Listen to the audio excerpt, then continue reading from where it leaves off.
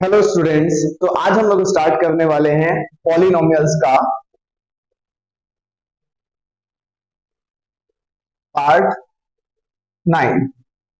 तो अभी तक के 9 जो हम अभी तक के जो 8 पार्ट है पॉलिनोमियल्स के, इसके जो 8 पार्ट में हमने बहुत सारी टॉपिक कवर्स किए। जैसे कि पॉलिनोमियल्स के मैं फिर से एक रिव्यू आपको बता देता हूँ कि क्या क्या टॉपिक्स हमने कवर किए हैं इसमें।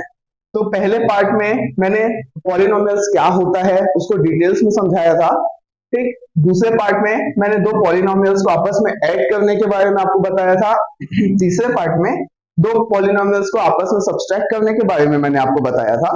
उसके बाद फोर्थ पार्ट में मैंने कोई दो पॉलिनोमियल्स को आपस में मल्टीप्लाई करने के बारे में आपको समझाया था। उसके बाद फिफ्थ और सिक्स पार्ट में मैंने इसका डिवीजन समझाया था कि किसी भी दो पॉलिनोमियल्स को हम किस टाइप से डिवाइड कर सकते हैं। और डिवीजन का एक और पार्ट था जो हमने सिक्स पार्ट में कवर अप किया है।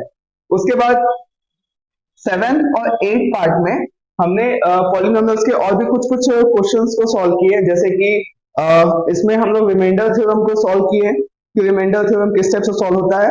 और एक और टॉपिक है उसमें आठ पार्ट में हमने उसको कवर अप किया है। तो इसके बाद अब देखिए, ये जो आठवां टॉपिक है ये हमने इसमें स्प्लिटिंग मेथड यूज किया था। स्प्लिटिंग मेथड हमने गुणनखंड विधि को हमने इसमें पढ़ा था। और जो सातवां टॉपिक था उसमें हम लोगों ने शेषफल प्रमेय के बारे में पढ़ा था। तो टोटल ये टाइप से कुछ 8 टॉपिक हमने अपने प्रीवियस वीडियोस में कवर अप किए हुए हैं। तो जो कि आज हमारा वीडियो का जो 9 आज हमारे इस चैप्टर का 9 पार्ट है जो कि पॉलिनोमियल है, और शायद ये जो पार्ट हो वो इस चैप्टर का आखिरी पार्ट हो, क्योंकि टोटल मैंने 9 पार्ट्स में इस पूरे पॉलिनोमियल चैप्टर को कवर अप करने की कोशिश की है। तो जैसा कि आप लोग देख सकते हैं कि ये जो पार्ट 9 है उसमें हम लोग क्या क्या पढ़ेंगे, मैं वो चीजों के बारे में आपको पूरा डिटेल में डिस्क्राइब करता हूँ। जैसे कि अब हम इस 9th पार्ट में अब हम पढ़ेंगे कि कैसे कोई शून्यक आपको दिया हुआ है उससे आपको गुणनखंड निकालना है। जैसे कि कोई जीरोस दिए हुए हैं, इंग्लिश में अगर कोई क्वेश्चन अगर दिए तो वो जीरोस दिए हुए हैं, उससे आपको क्या करना है, कोई दो फैक्टर्स निकालने हैं। ये क्वेश्चन जो है वो उसे बताने से नहीं, जब मैं आपको यहाँ पे एक्सप्लेन करूंगा तो वो आपको और भी अच्छे तरीके से समझ में आएगा। तो जैसे कि देखिए, अब हम इसके इस चैप्टर के लास्ट पार्ट में जो कि 9 पार्ट है उसको स्टार्ट करते हैं। तो शुरुआत करते हैं चैप्टर का 9th पार्ट जो कि है, इसमें कुछ इस टाइप से क्वेश्चंस रहेंगे। मान लो आपको गिवन रहेगा इसके जीरोस जीरोस जिसे हम लोग हिंदी में शून्यक कहते हैं, ये आपको दिया रहेगा और आपको फाइंड करना है इसके फैक्टर्स मतलब गुणनखंड आपको फाइंड करने हैं।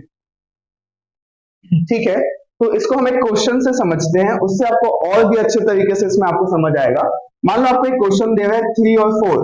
वो क्वेश्चन आपको ऐसा बोल रहा है कि 3 4 किसी बहुपद के पूरा क्वेश्चन अच्छे से लिख देते हैं।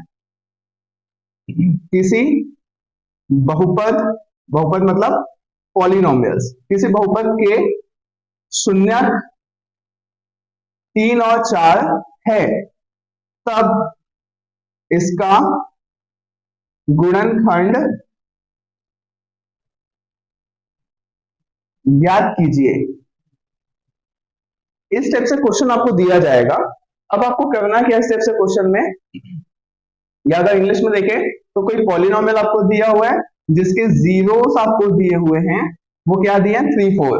तो इसके क्या आपको फाइंड करने हैं, आपको इसके फैक्टर्स फाइंड करने हैं। ठीक, तो अब हम क्या करेंगे, क्वेश्चन में सॉल्यूशन की तरफ बढ़ते हैं। इसमें हम लिखते हैं जैसे x इज इक्वल टू करके सबसे पहले 3 लिखेंगे और x इज इक्वल टू करके 4 लिखेंगे। दो अलग अलग नंबर दिए हैं तो दो अलग अलग नंबर को x के रिलेट में करके x के इक्वल मान के x के बराबर लिखेंगे। तो ये यहाँ पे क्या है, प्लस में इसको इधर ट्रांसफर करेंगे तो वो हो जाएगा माइनस में इज इक्वल टू 0। फिर ये इधर ट्रांसफर होगा तो माइनस में इज इक्वल टू 0। तो आप देख सकते हैं कि यहाँ पे एक फैक्टर और एक दूसरा फैक्टर, तो दोनों को मिला करके हम ये इस टाइप से हम लोग इसके दो फैक्टर्स हम लोग इसमें लिख सकते हैं। तो ये हमारा जो चैप्टर 1 जो है इसका 4th एक्सरसाइज का ये पार्ट है। एक्सरसाइज 4 से ये पूरा रिलेट हो रहा है, और एक्सरसाइज 4 में टोटल 2 क्वेश्चन है जिसके अंदर और भी क्वेश्चंस है। तो एक्सरसाइज 4 के क्वेश्चन नंबर 1 का का फर्स्ट नंबर का क्वेश्चन ये है, जिसमें हम सारे क्वेश्चन को इस तरीके से ही सॉल्व करेंगे, इसके अलावा और कोई दूसरा मेथड नहीं है। और भी मेथड है लेकिन वो थोड़ा सा डिफिकल्ट जाएगा, तो बेटर ये होगा कि आप इसी मेथड से इसको सारे क्वेश्चंस को सॉल्व करिएगा। ठीक है, इसके बाद ये तो रहा इसका क्वेश्चन नंबर एक्सरसाइज 4 का, क्वेश्चन नंबर 1 का ये पार्ट हुआ। अब इसके बाद हम लोग क्वेश्चन नंबर 2 पढ़ेंगे। क्वेश्चन नंबर 2 में क्या है वो चीज मैं आपको थोड़ा और डिटेल में बताता हूँ। तो देखिए ये क्या है, ये है क्वेश्चन नंबर 1, जिसमें हमें जीरोस या शून्यक दिए हुए हैं, जिसके माध्यम से हमें फैक्टर्स या गुणनखंड हमें ज्ञात करना है। तो आई होप कि ये क्वेश्चन आपको बहुत अच्छे तरीके से क्लियर हो चुका होगा। अब इसके क्वेश्चन के दूसरे क्वेश्चन में हम लोग जाते हैं। दूसरे क्वेश्चन में क्या है आप देखिए, स्टार्ट करते हैं पार्ट 9 के क्वेश्चन नंबर 2 पे। ये आपके एक्सरसाइज 4 का क्वेश्चन नंबर 2 है, जिसमें क्वेश्चन आपको दिया हुआ है कि शून्यकों का योगफल और शून्यकों का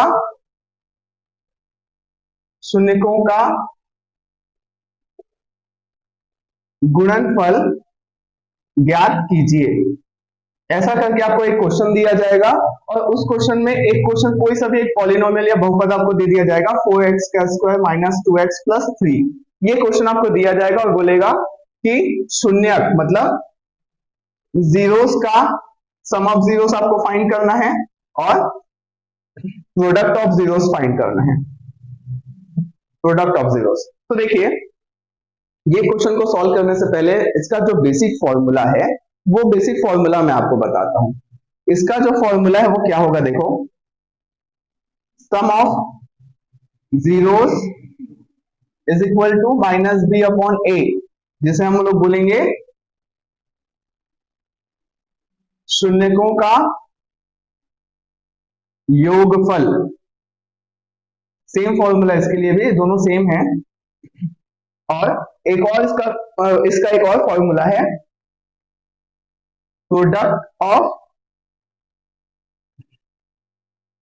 जीरोस, मतलब शून्यकों का गुणनफल। इसका फॉर्मूला क्या है, सी अपॉन ए। तो ये आपका हमारे दो फॉर्मूला हो गए। इन दोनों फॉर्मूला के हिसाब से ही हमें इसका क्या करना है, इसमें वैल्यू पुट करना है और आपको आंसर निकालना है। तो जैसे आप देखिए हमारे पास क्वेश्चन दिया है 4x square minus 2x plus 3। इसकी हम तुलना करेंगे बहुपद के व्यापक समीकरण से। बहुपद का व्यापक समीकरण क्या है, ax square plus bx plus c is equal to 0। तो इन दोनों का जब कंपैरिजन करते हैं तो a इज इक्वल टू आता है 4, b इज इक्वल टू आता है माइनस 2 और c इज इक्वल टू आता है 3 या प्लस 3। प्लस को हम ऑब्वियसली लिखते नहीं है, इसलिए सिर्फ 3। अब देखिए, अब हम वैल्यू इसमें पुट करते हैं। तो अगर हमें निकालना है शून्यकों का योगफल, तो अब हम क्या करेंगे, माइनस बी क्या है इसमें 2, तो माइनस 2 इसलिए माइनस 2 रखें, और a की वैल्यू क्या है 4। तो ये कितना हुआ, माइनस माइनस मिलके प्लस 2/4, 2 1 जा 2, 2 2 जा 4, तो इसका वैल्यू कितना आया 1/2। तो इसका आंसर क्या होगा, सम ऑफ जीरोस या शून्यकों का योगफल कितना होगा 1/2। और यहाँ पे आप देखिए जैसे ही इसका जो क्वेश्चन है वो क्या है, इसमें क्या निकालना है, शून्यकों का गुणनफल। तो शून्यकों का गुणनफल निकालने का फॉर्मूला है c अपॉन a। यहाँ पे हम फिर से देखते हैं c क्या है, c हमारा 3 और a क्या है 4। तो यही इसका फाइनल आंसर होगा, क्योंकि ये और भी कुछ छोटा नहीं होगा। तो ऑब्वियसली p अपॉन q के फॉर्मेट में जैसा ये बना हुआ है उसी को हम आंसर डिक्लेयर कर देंगे। तो आप इस तरीके से इसके सारे क्वेश्चंस को आप बना सकते हैं। अगर फिर भी आपको इस टाइप से क्वेश्चन अगर बनाने में फिर भी अगर कोई डाउट आ रहा होगा तो आप बिल्कुल कमेंट सेक्शन में जाकर के मुझे कमेंट करके अपना क्वेश्चन पूछ सकते हैं। मैं उससे रिलेटेड वीडियो जो है वो आपको बिल्कुल अपने इस चैनल के माध्यम से आपको आपकी मदद करने की पूरी कोशिश मैं करूंगा। तो इस तरीके से ये जो पॉलिनोमियल्स का ये जो 9th पार्ट है वो बहुत अच्छे से हमने कवर अप किया। 9th पार्ट में हमने सिर्फ दो ही चीजें पढ़ी है, वो है क्या, शून्यकों का योगफल, शून्यकों का गुणनफल करके एक पार्ट हो गया, एक क्वेश्चन हो गया ये। और दूसरा जो हमने जो क्वेश्चन पढ़ा था वो है अभी इसके जस्ट पहले हमने जो पढ़ा था, जिसमें हमें क्या दिए हुए थे, जीरोस दिए हुए थे, शून्यक दिए हुए थे, जिसके माध्यम से हम फैक्टर्स मतलब गुणनखंड को बहुत अच्छे तरीके से हम निकाले थे। तो इस तरीके से दो क्वेश्चन हमने बनाए हैं और इन्हें दोनों क्वेश्चन के माध्यम से ये हमारा जो एक्सरसाइज 4 है क्वेश्चन चैप्टर 1 का वो कंप्लीट होता है।